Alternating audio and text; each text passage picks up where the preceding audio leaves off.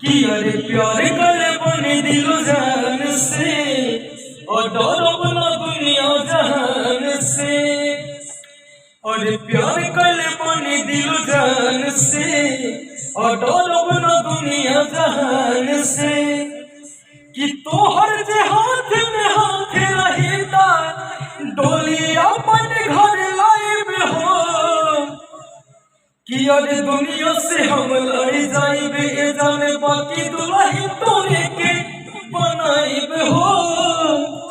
अरे दुनिया से हम लड़ जाइबे जाने बाकी दुल्हन तोरे के बनाइब हो। अरे ऐसे जे संगे खड़ा रहबू त मिली सपोर्ट प्रशासन के। काहे के पगली रोता लेते हिलाते हम शासन के। कि अरे ऐसे जे संगे खड़ा रहबे त मिली सपोर्ट प्रशासन के। काहे के पगली रोता लेते हिलाते हम शासन के। और कट जाए सर्व की झुकी न जानू तोहरे के हम अपनाइब हो।